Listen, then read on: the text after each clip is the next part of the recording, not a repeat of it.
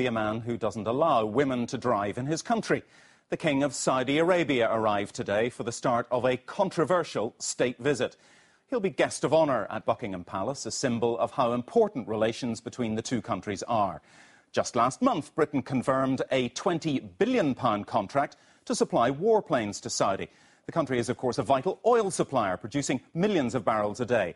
And it's a stable Islamic state allied to the West in a pretty volatile region. So the flags are out on the Mall today, but the protesters will be out tomorrow. Britain, they say, shouldn't be rolling out the red carpet for a country with a track record of human rights abuses.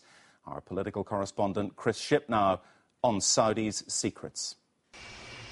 The full red carpet treatment of a state visit was waiting for the Saudi king this afternoon. A royal welcome for King Abdullah, an honour reserved for a select number of Britain's closest allies on the world stage.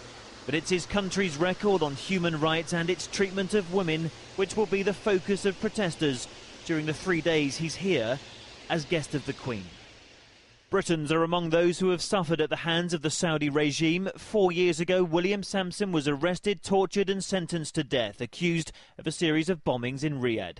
If our government continues to make statements about its record on promoting human rights in the global sphere, at the same time as extending all rights and courtesies to the Saudi Arabians, at the same time as refusing to criticise the Saudi Arabian record on human rights, all it does is actually damage any cause that our government will take up on these issues. The prosperity of Saudi Arabia's gleaming cityscapes hides a darker side of this country and its poor record on human rights. Amnesty International says there are at least 3,000 political detainees held without charge or trial. This year alone, 124 people, including 3 women, have been executed. It's usually carried out by beheading, often in public, and sentences of flogging are routinely imposed by the courts.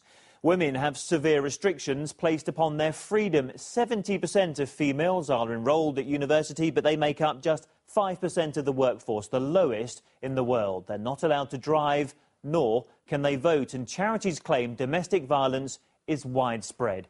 Campaigners say with a record like that, Gordon Brown cannot fail to raise human rights when he meets the Saudi king this week. When King Abdullah comes here, it's essential that he sees that people in Britain and the government of Britain doesn't agree with repressing the rights of people in his country. This evening, King Abdullah swept down the Mall and into Buckingham Palace. The state visit officially begins tomorrow. The protests over his visit have begun tonight. Chris Shipp is at Buckingham Palace this evening. Chris, there is nothing simple, is there, in the relationship between Britain and Saudi Arabia? No, there certainly isn't. The King is inside at Buckingham Palace tonight. But when it comes to the relationship between the two kingdoms, well, you know, where do you start? The human rights that we just heard about, or the kingdom's funding of madrasas around the world? Or do you look at the dropping of that fraud investigation into allegations of corruption involved in that huge British arms deal? Despite all that, the Foreign Office today was focusing on the states' shared relationship, their shared view of the world. They said you've only got to look at the combined fight against terrorism, the British jobs that rely on the Saudi money, and of course the two states' shared view on the need to rein in Iran. The truth is it's a complex relationship, but we are linked politically and economically. If King Abdullah thought the autumn air was a bit chilly when he arrived in London tonight, it's nothing compared to the political storm he may well encounter over the next 3 days.